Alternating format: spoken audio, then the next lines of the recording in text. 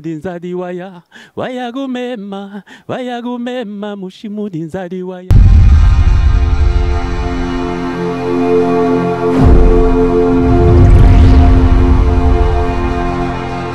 Olukinzimbo homoni yanga olukimbanga homoni yanga makambo.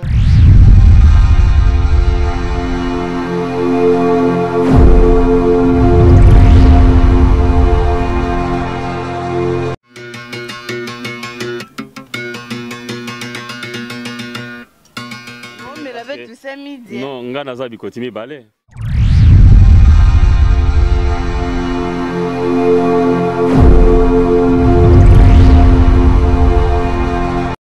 Voilà, bonsoir, bonjour fidèles téléspectateurs de l'émission Rendez-vous des Étoiles. Bonsoir à toutes les téléspectateurs. On a vu que vous avez vraiment branché, vous avez belé, l'émission Rendez-vous des Étoiles présentée par moi-même, Laetitia Midi, la petite compresseur, la patronat LM, Nenga Woyebi, émission Rendez-vous des Étoiles. Tous en pour nous yambela bino étoile émission Oyo. Yangonga Laetitia Midi na tambolara na micro na ngai na beauté image. Pour que vous étoile, il y a émission au Rendez-vous des Étoiles. Alors, tozawa, toyozoa invité na biso, mais quand vous découvrir, n'avez que vous avez vraiment ébellé, vous avez branché, n'avez que émission c'est Pelissa, elle brille original, maman la Victoria, notre ici. Voilà, n'avez que c'est précis, Bessi beaucoup de Béros beaucoup de Motema Laetitia Midi et pourquoi pas à Flora Mabika Babi aller-retour Brazza Paris dans le Pamba quoi Flora Mabika Nazar au CP là, nana c'est on peut nana candidaté. Donc, Kalati, tu comme ici, invité na biso Zali, tu as zoé, tu as sur de long et à large, pour découvrir une émission au Rendez-vous des Étoiles présentée par Laetitia Midi. Émission sont nous retrouver en un site à www.potonapoto.com. Nous avons la intégralité émission au Rendez-vous des Étoiles. Ngamo Laetitia Midi nazana ba espérance maman ku luntadi la maman na Ketia luntadi la maman na Péri luntadi la maman na Randi luntadi la et Plamedi luntadi la veut dire mon oncle Guy maman ku depuis Orléans ba bio pe kalati na kati masolo et Simba.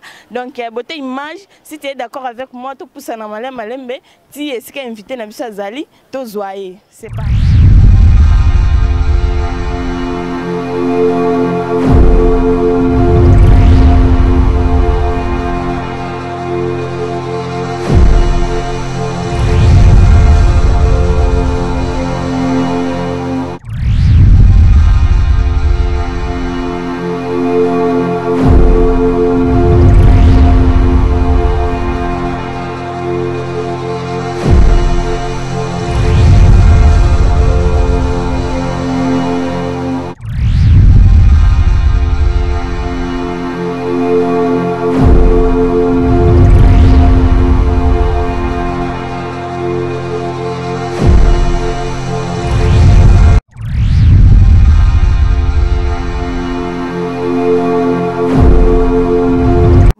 Téléspectateurs nera Sagibino, tozo poussa malem beti sika invité na Zali étoile à émission au Rendez-vous des Étoiles. Nga on a commis à dépas et sika ya Zali. Bonjour Toussaint Midi. Bonjour Laetitia. Voilà. Tu s'appelles le mot non? Ouais. Ils avaient première photo dans la émission au Rendez-vous des Étoiles. Impression on a par rapport à l'émission au Rendez-vous des Étoiles. Bon, naza nesengo, nagadisi koya na yo memi même moi, parce que toza na mboka malili, mais namoni moi et bimi, et là si ça va bon signe déjà dans ces pays, parce que comme on a journaliste, biso ya mboka, et ça est vraiment esengo. Ça veut dire que toza kaka quoi, malgré toza musika, mais toza li kaka. Tozali entre nous, donc mboka ezakaka. Mboka ezo existé bien que toza musika, mais mboka ezakaka. Donc toza na pays et na kati ya France pays. Voilà. Voilà mboka ezo résister kaka. To moni système de côté to développer ngo, to développer en l'air, to vendre ça pas ma solo na kiti. Ba bi ba mbote belé na ba tout boza branché na émission oyo. Na bi ke boza vraiment belé igemaye na olela. Besi boko ta bi na ngai na isa igemaye. Azolela On appelle Laetitia Midi nazo lela. Donc la patronale Laetitia Midi a lela. Pourquoi pas bébé Emiliana comme sur mon côté, bébé ou aboto mon chaînette na lokolo, Emiliana comme sur mon côté, maman peut se faire gros bisous quoi. Voilà, tous on a invité un bisou, tous ces midi na annoncer qui bino, vous découvrir tous a pembe na ye, to vanda pour tout sola na de longue à large, na kata émission oyo, to vanda. Non, pas de problème. Ok, spectateurs, il y a une émission vraiment à Beta Tolo. Tous on a invité la mission à tous ces midi, donc tous sola na ye. Ma solo va bien c'est belé, ma solo c'est belé la mine d'ovo, ma solo c'est belé alpha. D'ailleurs que vous avez vraiment branché Serge Kassiama. Alpha très sage, donc Alpha sage, il y a beaucoup de zalates quoi, babi. Beauté image sur la qui tokolojo ou tokos. Nale sengo bona na kanate kwa leta midi babi signification na ngeza la joie donc na seka trop. Na ndenga mabete quoi. Na bato pe balinganga, il faut comprendre quoi. Voilà, invité na biso tout ça midi. Tozio lo na émission tema to raton na kini l'air na zara na kin na sabe be émission na kin kuna tema to raton na rendez-vous des étoiles à kin po babi au rendez-vous des étoiles El Poto wana zara El Kin siko lo to zio na El Poto et les kana www.potonapoto.com.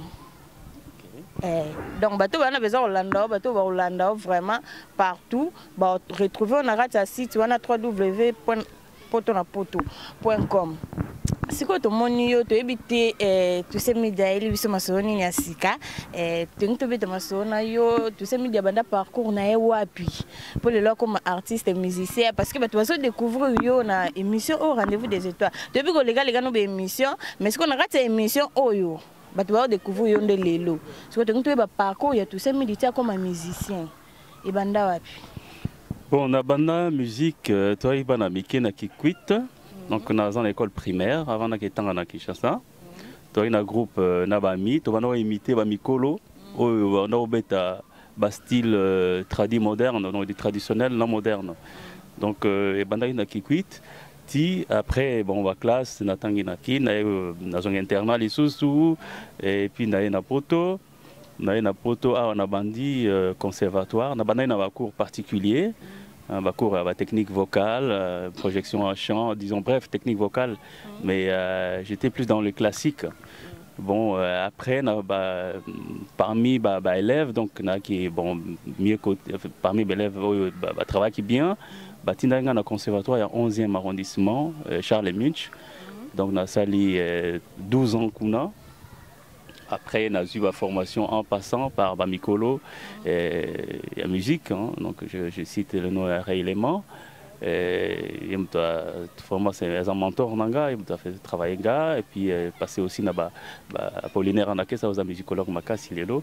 Donc, on a passé vraiment Banzela, il y a formation. Voilà. Formation. Ouais. Et ça fait combien de temps aux dans le monde de la musique? Bon, il y a à part tout le monde il y a bon monde. Donc la recherche depuis la banda musique, on a banda qui en a 92 ans. Donc ça fait l'élo 23 ans. Mais avant 23 ans, on a ça 19 ans, justement il y a apprentissage. On a benga poto quoi dans kati ya poto na obunda na zo luka ngata poto lo wa poto na poto la mine devo vraiment solo suka te Gladys bon kilo ne la kiro ba ils a branché quoi. Ouais, donc pour continuer donc on a continué qui étant dans un poto donc 19 ans hein, on a travaillé mingi on a bout à 19e année donc en 2011 et ndena obimisa maxi single, vidéo, clip, audio. Et puis tout de suite, la France va repérer Kinga, quoi. Et puis, on a cité moi, Makassi, Bato Balanda Kinga en 2011. Donc c'était là le départ, le vrai départ. Et depuis là, bon, je me produis hein, tout le temps à Paris. Et puis, quoi, envisager d'autres choses après, quoi. Ok. Bon, et ça, album, non, Liboso, ou bien, et ça, quantième album, non? Et ça, album, Liboso. Donc juste que les un album non non bimi kututé zo bima on est maxi single les pour na chauffer donc on va système ya chauffer quoi c'est-à-dire au sacrifier banzembo quelques nzembo album aujourd'hui quelques nzembo pour le public va découvrir non avant ça la sortie officielle Donc on a ça des marches on a les cas awa et album ezo bimana juin 2015. Voilà, donc tu vois ma finition na osalango 2015 sur album mais après donc borozoango. Ok, si album est après 2015, ah ouais, tous os vont karaté. Mais na kati album nous tu combien de titres batu baroyo kango banze moni ezakunda na kati. Bon, l'album normalement na prévoir 11 titres. Et ça presque 18 de na travail kango. Pourquoi? Bah, nous avons travaillé parce que nous avons timing et recherche. Et s'il est pété, donc sous les en cours, ils ont dengue parce que ça formule la formule. Formule on a mis ça formule poto. Donc on a qu'à poto. Hein, désordre, de saleté, bordel. Mais attention. Le bras poto la poto. La mine de voilà le bras le roi poto la poto. Pour ça qu'il n'ira poto. Vraiment, ils ont poto. Ils ont bilo que belé na kati. Donc nanga bo ponaraka hein ils ont net ba pesi au poto lukani les na poto. Je crois mutuno mutaro s'est retrouvé. Alors titre les a variés parce que banze monanga na zana style mokoté chaque nzembo ils ont un style nango. Ba style net ndenge ni. Non ba style aussi ba style c'est-à-dire que mon ami a sali par exemple reggae ou bien sali soul musique mais nga ils a poto moi on le il faut découvrir on a joué un bon moment. Ok, tu découvres on a joué mais tous on a nous moi et le remoko pour se pelisa ba fanatique tout ba Serge Kassiama ba Alpha original Elbrin original ba et se pelisa David Kosi depuis Bruxelles pourquoi pas ma privé personnel Alda Mayele maman na Christili motema ya Armalema na Leli ma privé aussi Jansi Sanjo motema ya Michael Kanza tous au moins et le ko na pour se pelisa ba tout ba za brancher ba tout Hollanda yo sikoyo tous wango en live après to kota suna mo ba image na yo to bi ba image ze belé na internet to trier mais tous on no à live boye po bon nazana instrument nanga na yaki nango donc ça va nazana on fait na yaki nango na otambola nango parce que na travailler à deux fois na ken na coin moko on a travaillé un peu pour voilà. Alors que gère avec instrument parce que tout le monde le roi lance. Non. On dirait ba bendela ngo ba betela ngo ba nini. Te oyo. Ba zamba quoi. C'est là ça munduki te ça lancé et ça instrument du quoi bon monango et ça ba maramba culture. Ah oh ça ma solo hein. Yo lukili solo fo monango. Ditamadi solo. Ditamadi solo.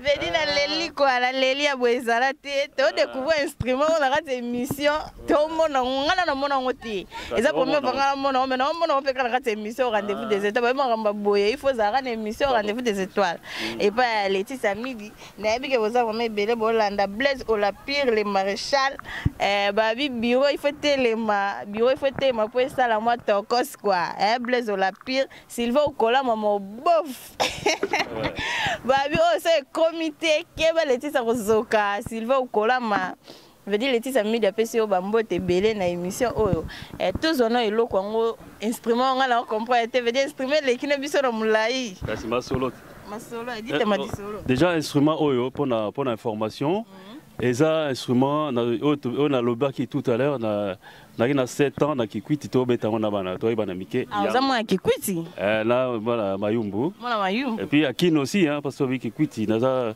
toza partout naza ndinga bola pe ça moi kitu ah c'est bon moi c'est moi na yo makambo so ke di solo ke di tamadi solo di tamadi solo beto moi di tamadi solo ah c'est kinga wa yo là donc bon vivre donc OK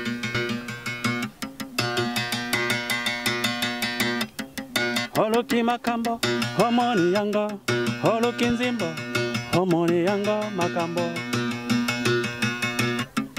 Ocha mwasi nandako, homoni makambo, ocha mwasi nandako, homoni makambo.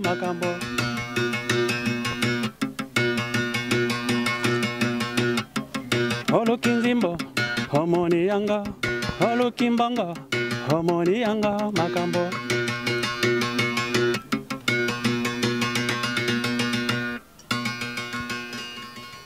To suki si wana. Et voilà, to luki makambo monya ngo, luki makambo la Laetitia video monya ngo pe. Luki pe makambo na kati émission o mona ngo pe. Na ndenga mabete, na ndenga bien. Po biso to sola bien. Siko to moni style eza vraiment ba style ba musique to benga ngo on dirait ba musique mo ezalaka na kati vraiment ya mboka ba biloko ya mboka donc yo zongi na village au kotisi makambo na kati ya musique to nde. Bon, na kanisi ba jeune na ba oyo ba zo découvrir instrument. Donc instrument d'abord oyo eza euti na babunda na province ya Bandundu. OK, ndaiti Bandundu quel instrument oyo? Te ana poto nga ndimite instrument oyo. Ata na Château Rouge so na tamboli na ebite so na mon instrument oyo. Te instrument musique na Château Rouge wana to kenda so bilo oliat. Oui. Kasi yango na lobi ata na Château Rouge, po Château Rouge amonza biloko. Siko oyo na Château Rouge romona na te. Donc c'est que yo zonga ti na Bandundu, zonga ti na Kikwiti soki na babunda kuna place ozolobana. Te na zonga ki d'une autre façon na Bandundu te mais na kati ya poto kaka. Na kati ya poto. Yango na lobi poto poto. So na poto poto ko retrouver ba matière ya ndenge na ndenge. Eza salité ndenge. Eza na poto awa, eza na somba ki yango, eza commande sur commande. Eza mundele mutasali yango to commandant na sud de France na Ardèche et na futa mbongo na Paris ba commander ba livrer yango na récupérer ki yango. Mais ça to accorda yango to beta na ba guitare boya au vivre ba oyo ba au vivre nga le 10 avril ba omona que eza instrument ezo se marier avec tout parce que ba to bosani un peu place ba uta hein ba même jeunesse ba éviter ba informer té. Mais je pense que c'est occasion que tous la richesse est belée na Congo et ça ba guitare té ba tozo beta ou bien synthé. Donc il y a aussi d'autres instruments traditionnels mais ils ont même modernisé parce que ils ont passé partout. Voilà, mon définition nango na ndenge nango tous na bangoka le même groupe de temps en temps son nango ils bien les masolo ils na balé ça dépend il y a commande il y a formule il y a concert mais dans un groupe oyo et accompagnanga hein ils a multiculturel et na kin na pour nous on a d'autres la question surtout na kin na tika orchestre était puis ça sert à rien au co-diriger l'orchestre à distance. Pour moi, ça n'a aucun sens. Pour moi. Ça n'a aucun sens, mais yo lingo beta raba production en poto na Afrique kuna obeta parce que na Afrique personne qui ne peut beta ba production il faut un groupement d'accompagnement où ils accompagner yo parce que yo moto mataliko podium obeta banzembo nyoso tout yo moko. Justement, je crois il faut que tika liberté na ba jeune na groupe va s'exprimer librement. Base à la tête prisonnier, il y a leader Moko, Aza, na endroit X. Nga en tant qu'artiste, dans un évolué Awa, je ne vois pas comment la cause à l'orchestre Nakin. Par contre. Mais on voyagera pas qu'un Nakin. Par contre, justement, nous préféré encadrer, pas groupe Nangai, mais encadrer groupe Moussousou, où bako accompagner Ngai, ou Balingi peut évoluer. N'a pas encadré Bango d'une façon ou d'une autre, mais base à la sous-dépendance n'a été base à la libre, mais parce que on a besoin peut pas s'exprimer librement, va sentir autrement, parce que mitindo ou tate, hein, et ça, pour moi c'est pas artistique, hein, c'est pas pour critiquer, pour moi c'est pas artistique. L'artiste a la libre, à cause d'un leader n'a été, hein, donc sinon tu as mais oui, artiste azara libre mais il a aucun Afrique cause à peine besoin obéter puis moi concert puis moi blow playback moi blanc me pe sengara moi 2-3 personnes puis bazala me c'est pas ozana moi batino moi kundol pe que moi et ça là moi loko na moi concert na moi nini bon parce que pour répondre nanani nazaki na 2013 na Kenya Brazzaville na kuta groupe jeune congolais Bango, tout ça. Non, que déficité, rencontre artistique. Nakuta, eza masolo et bandaki avant de voyager, nous avons déjà contact pour n'aller à place dans Okende. Donc il y avait des artistes bayamba qui sont congolais, biso akin, hein? Oui, akin, il y a Congo à Brazzaville, mais bando vivent dans Brazza, bango tout ça clip na bango, na Brazzaville, tout ça qui va interview na bango, na salle reportage na bango. Donc, baza libre.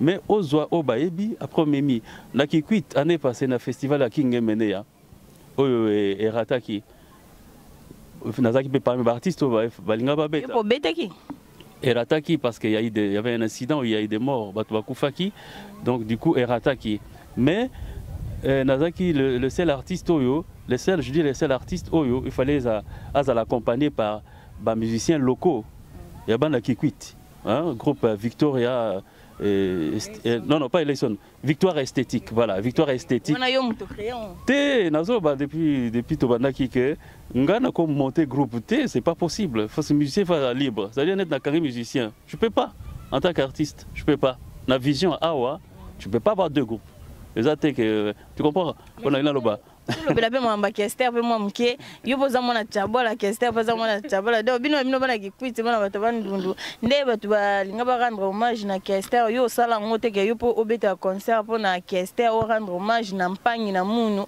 nde bato nyoso ba sala te omoni nde tozolo solaka banda ibandeli tozonga na suka non nalinga kola na mouvement te la liberté en tant qu'artiste, je ne peux pas suivre parce que tout le monde fait. Et que mais attends Zembo,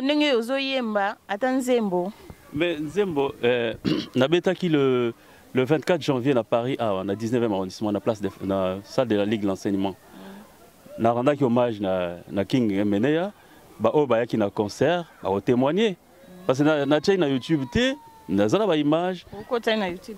Si nakotia problème c'est-à-dire on a le bingala la mouvement c'est pas ça qui fait l'artiste ngala za libre na omoni masolo musu to kuta na viekes na olobango na kotiko lobango te on a respect à vieux mais pourtant masolo mutu akowela que do beta ngai kutu na Victoria boyo bebo viekes boyo non azat susute na physiquement je respecte même azala envie la joie qui occasion là que non respect parce que yango wala ça la mutu hein tant ba secret musu fa ba bomba merci beaucoup tout ça midi merci beaucoup to marquer une pause pour tozo clip na yo tozo clip no ya Lokondo hein Lokondo tozo clip no ya Lokondo après tozongela après to développer masolo à deux côtés to moni deux côtés na bitengana na mona nga te mutalati deux côtés mais na moniongo awa na invité na ngai tout ça midi lati deux côtés babi tozo clip o ya Lokondo to ke na régine na lobaki tozo image o clip o ya Lokondo clip à Lokondo tout baza branché na David Kosi depuis Bruxelles na bi ko la émission internet na bi ke Alda Mayele par la émission internet na bi ke boza vraiment belé c'est parti à la réalisation et puis on se retrouve tout juste après c'est parti.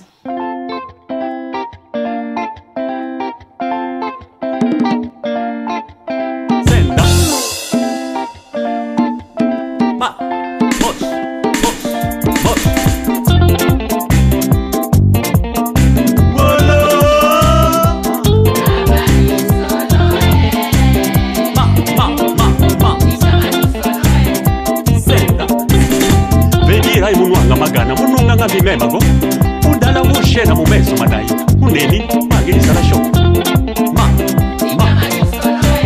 awayoke ikozonga lisusote esikanayo eza lisusote mwano yo kanisa kiyo memi mokili na mabongo nayo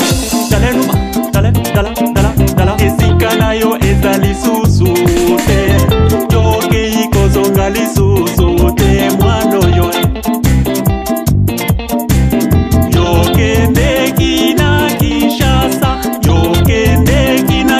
Malebo yogo sani kikongo ya leta awa yoko mikolo balingala bandeko oboyi kotosa baboti bayowe oboyi kotosa bandeko bayo oboyi kotosa baninga bayo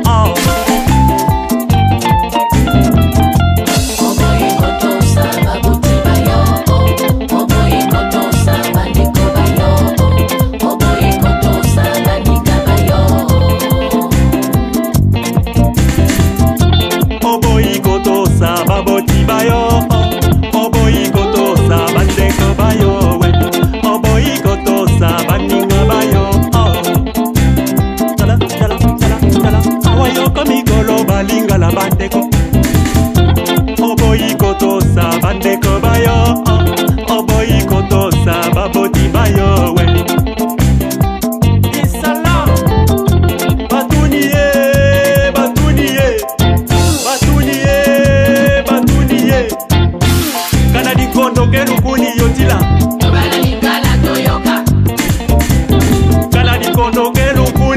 Vedira Ashi Aloba gina bango boye Soki lokondo eza loko ni yotola Aloba gina bango boyo Soki lokondo eza loko ni yotola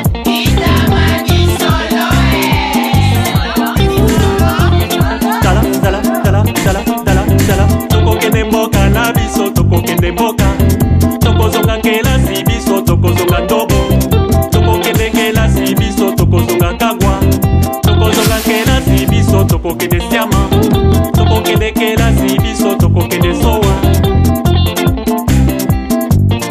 Mboka na biso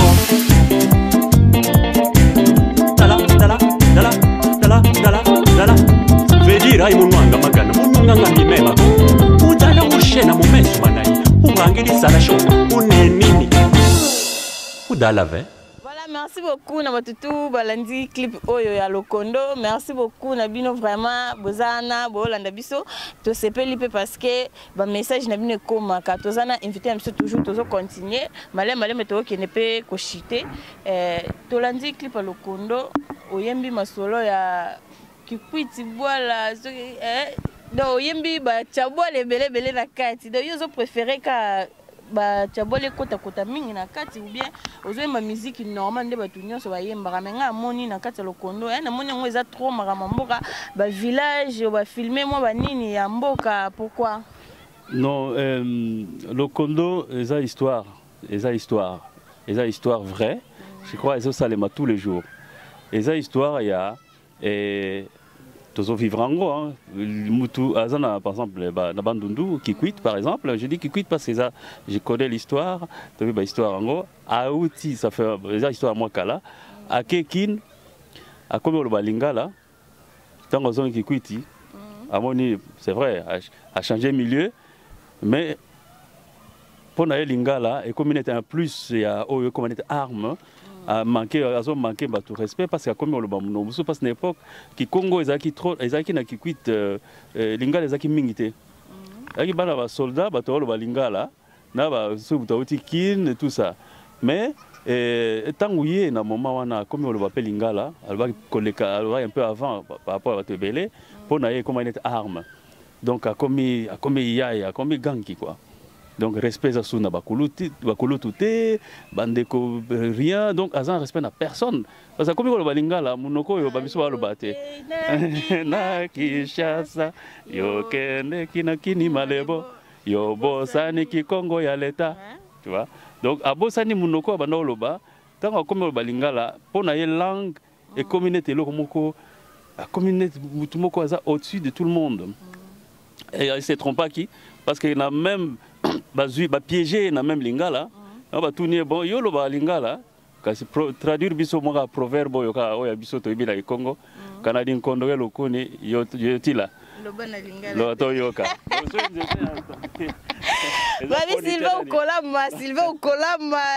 Okolama na beti sete Sylvain Okolama babi kanadi nkondo ke soki nini lokoni yo tila yo ke lokoni c'était C'était tabé et comme les en makala té so tumbi yango pour utiliser comme ne tocha au makala donc ici mbaraté donc eza solo espérance mama kuluntadila siko toye na likambo etali des chapeaux des koti donc des koti ngale tisa na vanza pembe na des koti pourquoi des koti on l'a dit des koti pour na ni moko te kaka mibale wana yo poye na style na ondeka ba mise bazaka ba créer ti omona ka mukimo mabe aba ko mola taka bikoti mibale pourquoi mais ko créer ça les sous-motés ko créer je crois monde il faut évoluer ko créer bravo na ba toi créer le progrès surtout bravo pour le progrès donc écoutez au moni eza symbole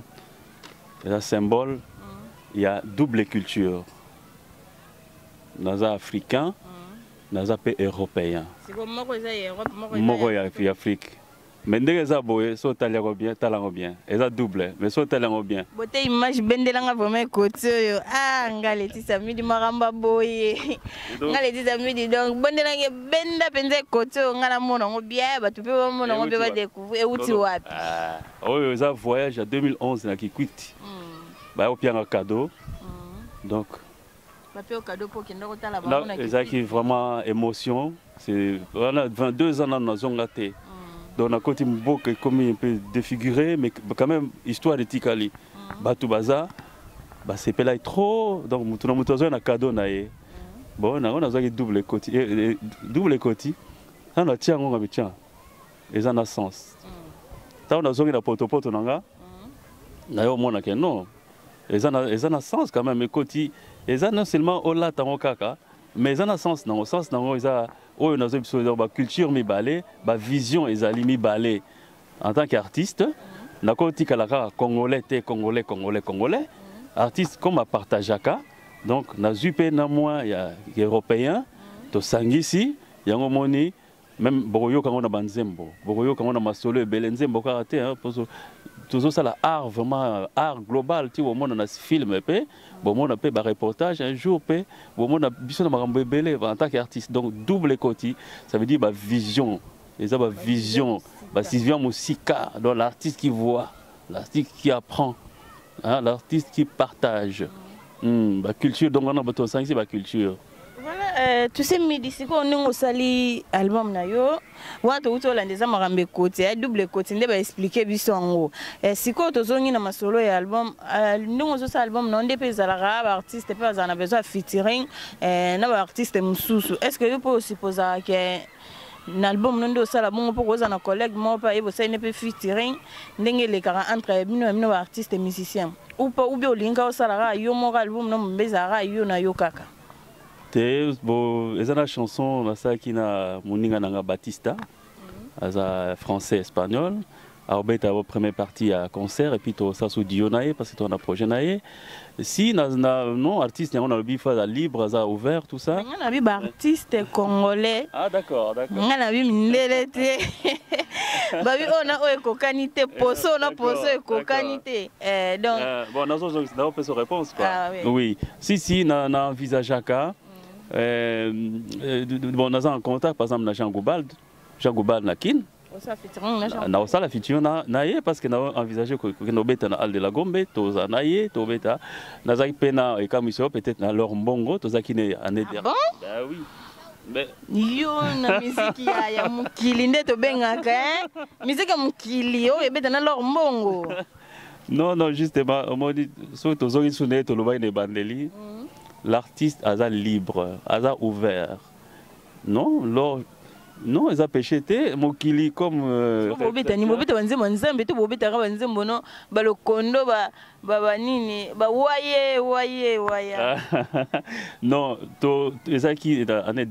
l'année passée, tout ça qui naïe, tout ça qui a projet, il fallait tout ça travailler ensemble. Il y a Christian, évidemment, au Balinaïe, et ça qui a été, parce que même Bayamba na kin. Et ça, mes frères en Christ, toi qui as un plateau dans l'émission l'autre fois, linga pe na travailler na bango, au moins les aga leur bongo te na frère Moussou en Christ. Tant on a besoin de citer na moni sous frère Moussou à Noé Maliboso na l'Avignora.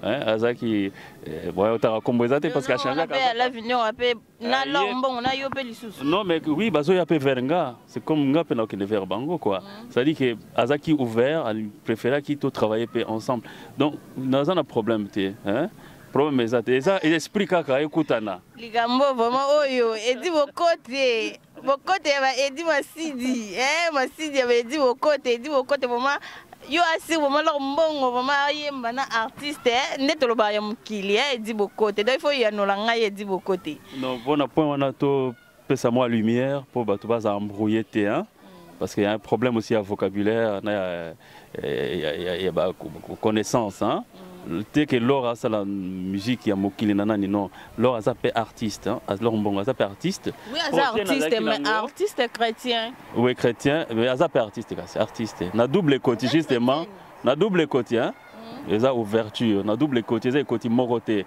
So, mon artiste, Kangami, Kenga n'a pas ça la beauté, elle a accès à ça côté moko. Mais l'artiste, on a deux côtés, double côté, Aebi pourquoi à quelle place boyer parce qu'à quoi apprendre pas pananga comme nga peut apprendre panaye biso na ebi na ndenga double côté tous on a problème à frontière té son attaque comme on a bango ezate pona que nous oisouinini. Non, je dis pour répondre que non, na double côté, nous avons un problème. Au boy mindele. Non, to boy mindele te, to lo binde te, to boy mindele te, to za clair. To binde ke poso, on a poso e kokanite, on a oyo e kokanite. Mais kasi on a précisé qu'on a ndenge poso na biso, les a problème te. Ba petit ya kikwiti, bazo zelanga pe to ça la projet ensemble. Na bambala ya traditionnel. Bazo zelanga po to ke no beta na bango na pai kongila ba ba ebi pai au-delà ya kikwiti. Donc, autrement, na longwe na ndenge à Paris, na ndenge ke totanga mwa muke ya ba formation awa, na posani na kena na oya mboka, na bato ba betaka traditionnel, o ba biso ba benga folklore tout ça. Donc ça dit que na ko kende kuna ukuna. Nga na za un problème te. Esprit nde ekokana, toza na ba vision moko. Hein? Ezali kama vision, ezali kama te ke style oyo na style oyo. Ok, merci beaucoup pour la réponse. Beauté image na alpha, tout ça rende to yo rende ka kizala rende ka tozo kende alpha sage beauté image donc tozo ngesu na régie tozo sikoyo clip ya waya. Clip ya waya pour et ça la plaisir na ma belle depuis Ferland Annick Bokote. Babi moi ça tourne partout. Moi ça sola qui toko ko Annick Bokote ma belle depuis Ferland et pourquoi pas Arlette Kams Bokote et Arlette plutôt Kama Bolt Kama. Arlette Kama Bolt et Gold Alunimbu na yebi ke boza vraiment belé boza branché bolanda émission oyo à partir à kin pe kuna bolanda ngo na Nzondo TV. Bolanda na Nzondo TV mais ah bolanda na site ya poto na poto babi toko c'est les kaka kuna kitoko na kitoko. De vivre l'engue au wapi. C'est parti à la réalisation et puis on se retrouve tout juste après. Waya gumema mushimudi nzadi waya. Waya gumema mushimudi nzadi waya. Waye waya. Waya gumema mushimudi nzadi. Waye waya. Waya gumema mushimudi gwengu.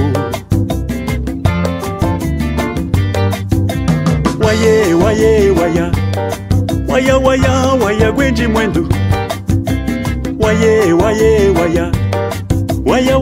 Waya gwenji mwendu. Likwela ya basantu lopete na mosapinde ala kakiyengo. Likwela ya basantu lopete na mosapie ala kakiyehongo. Waya. Waya gumema mushimudi nzadi. Waya. Waya gumema mushimudi gwengu. Waya gwenji mwendu.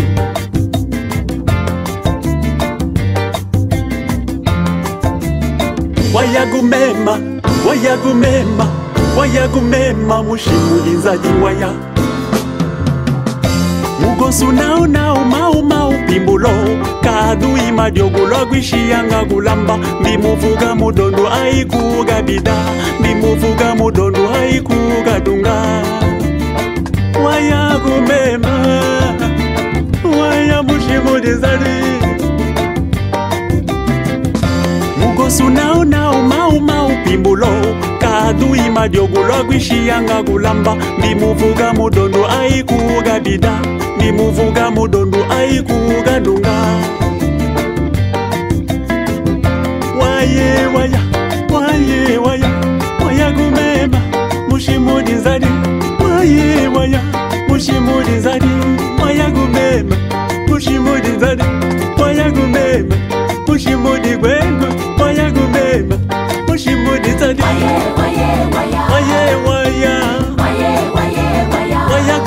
Waya gumema mushimudi nzadi. Waya gumema mushimudi nzadi. Waya gumema mushimudi gwengu. Waya gumema mushimudi nzadi. Waya gumema mushimudi nzadi. gwengu. Waya gumema mushimudi gwengu. Waya.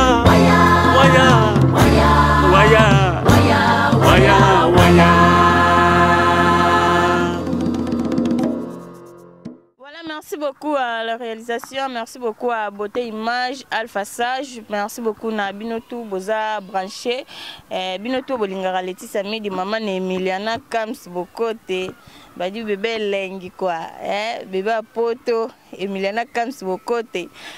Tous ici qu'on a invité Nabiso, tous ces midi, Babi tous ces midi, le roi Laetitia Midi, mais tous ces midi il y a Y. Yes, midi il y a Y na souka, ngaza Laetitia midi il y a I. Bon confondre te. Voilà, merci aussi beaucoup à mon père, mon papa, Babi Edouard Midi, papa Laetitia Midi, papa Bota Laetitia Midi, Edouard Midi, et depuis qu'il chasse, hérité Midi, mon petit frère propre, maître Cognière. Voilà, tous on a invité na biso tous ces midi. Siko tous on a affiche na ya concert, tout moni aux un concert vendredi, au bête concert vendredi. Aux bête concert pourquoi? Pour la promotion na yo ou bien aux autres pour na elo moboui mais tous on affiche na on habite Beauté Image sur Robin de la ngai affiche oyo il y a concert il y a tous ces midi au beta vendredi le 10 le 10 avril ouais sur Robin dans bien comme ça on va expliquer ce programme na ya concert pourquoi ça beta concert et ça bazanini. Pour les concerts, on peut pas payer ça pour les artistes et musiciens, mais tout le monde, tous ces médicaments, on fait des concerts. Les combattants, tout solango à Kalaté. Voilà. Tous ces midi, expliquer ce que c'est un concert parce que tu veux qu'il y ait un concert, on a pas te bête mal souté. Bah, parce ça m'a concert, bah bien, mais m'a désordre et même m'a battu qui mouille, bah tu vas y, bah bilamba dans magasin, bah tu vas y, bah pour na ba pesa ba musicien. Il y a on a ba combattre ba tellement na bango ba bima ba concert na pote za souté. Bana pe ba yoka li souté pour na mamba ba concert. Siko yo zo beta concert. Expliquer biso na ba fanatique wa Hollande. Bon, pour nos fans, na ba bazo découvrir nga. Et bon, on a bêta déjà concert. Concert éducation. Bon, concert nanga, eza vraiment c'est eza na éducation, eza un message na kati comme d'habitude, na changé raté. Na bêta tout le temps. Oh bazo ya kozwa disons que kozwa pe ba message à travers musique nanga, ba ko témoigner. Donc non, tous on a même parcours té musique on a bêta ça pour na ko annoncer ça avant première il y a concert. Hein? Avant première concert, plutôt, je m'excuse. Avant première, il y a album nanga. C'est-à-dire, nous avons annoncé couleur, il y a besoin dans le mois de juin. Bon, nakati connaît un message belé. Bon, on a bien un poto. Hein? Vraiment, ça poto nakati. Bon, pona. Ils ont salité, mais la salité, ils ont la richesse nango. Mutu, aibi o récupérer. Donc, nous avons un problème té na niveau ya. Non, on a bêta parce que nous avons un parcours nanga double côté. Nous avons la double culture, nous avons congolais, nous avons européen. Donc quand je fais, nous avons ça là pour tous les deux peuples. Donc je tiens compte, il y a un public, le public va respecter le public.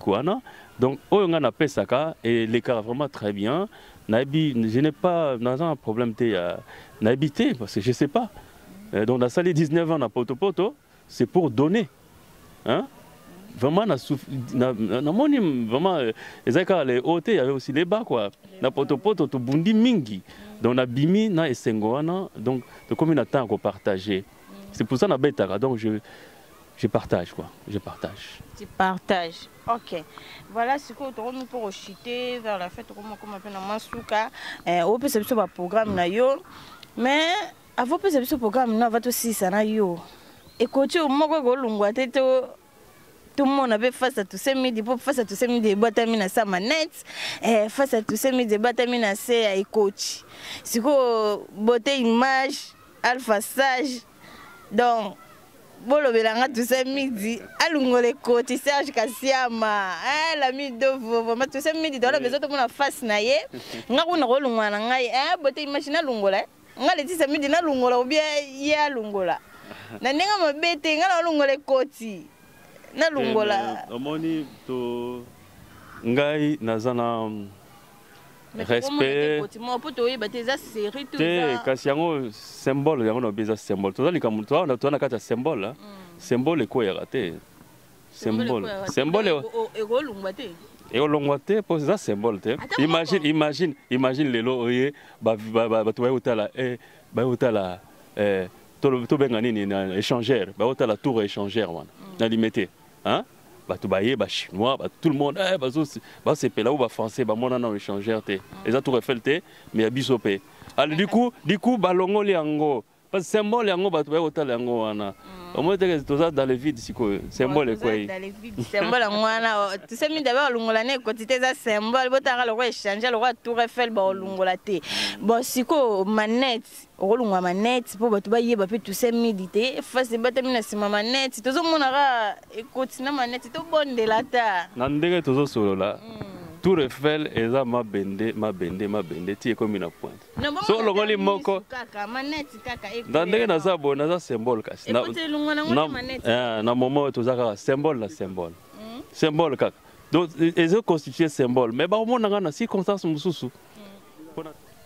Ouais, na bi ne to le baika Tour Eiffel so le goli bende moko et ça sur Tour Eiffel c'est comme échangeur sur le goli pe Mwanzungu wana dans la pembeni wana cuivre et ça donc est incomplet.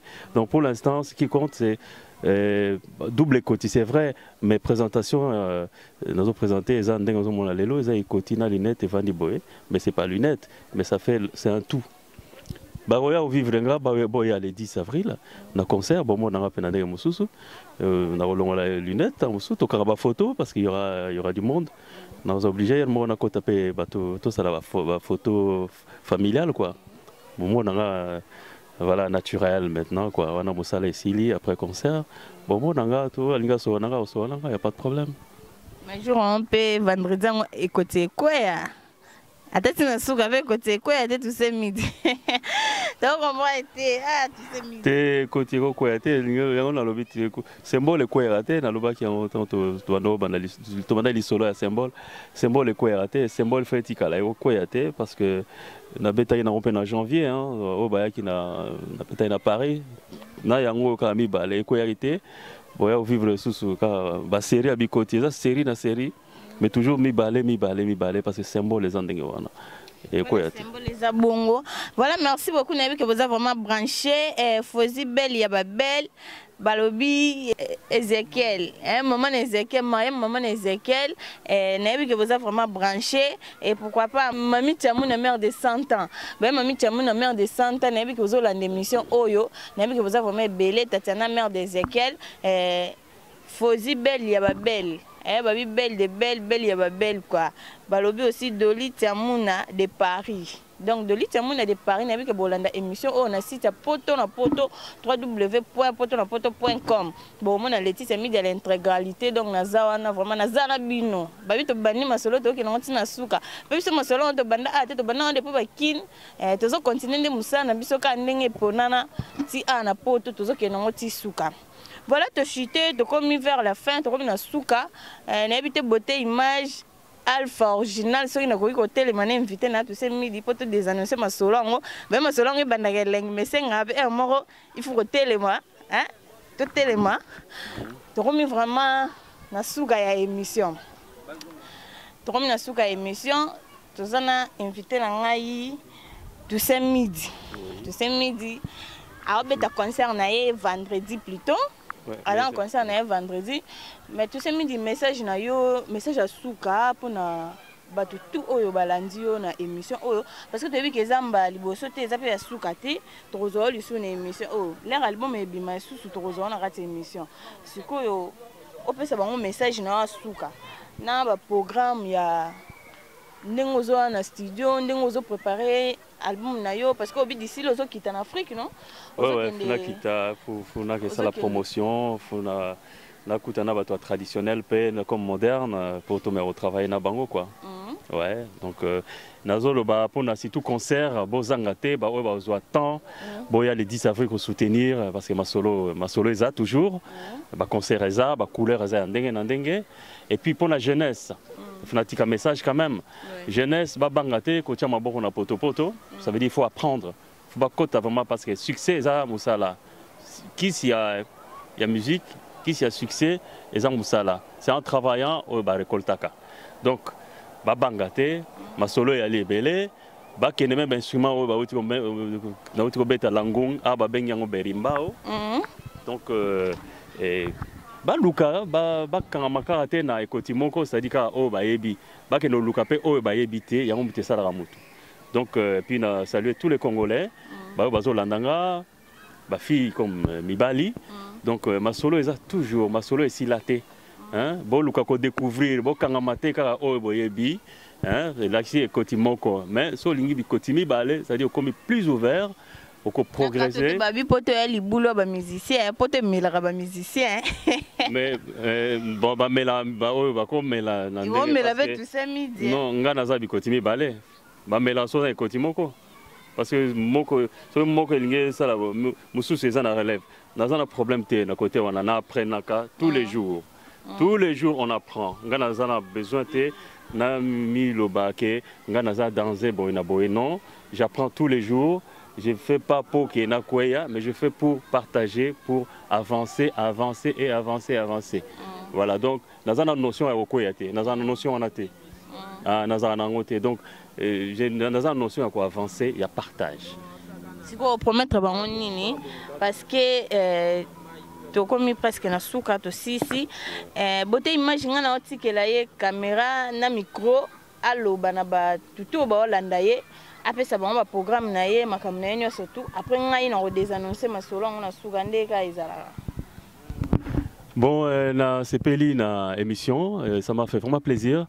Toza na poto mais en même temps toza na kin na sens que toza na pensée na bino ba o baza na kin. Au étranger, pays mususu tous ensemble. Donc, boya est belé, le 10 avril, na obeta na cabaret moko, très important, ils ont na métro Couronne, 61-63 boulevard Belleville. La ligne 2 du métro, au bazan à Paris, ou baroya, ou tapé étranger, parce que na oka masola bata Belgique pe baroya. Donc, boya ko soutenir parce qu'on a envie, lelo to la kisa Congo na ba face nyonso, Congo eza face moroté, Congo eza ba face et belé. Donc, bo découvrir et belé. Donc ils ont poto. Boya et ça la plaisir et ça la fille comme les garçons. Boya vraiment porte eza ouverte. Boya ko sepelisa biso to sepelisa binope. Voilà. Ok, tout ce midi beauté image to ko kabana boete mo eloko wana sukane sara mo elenge et sepelisa besi bokote berosi bokote motema letisa midi. Oboyo vandi nao. Pour ma sola on est vraiment bon.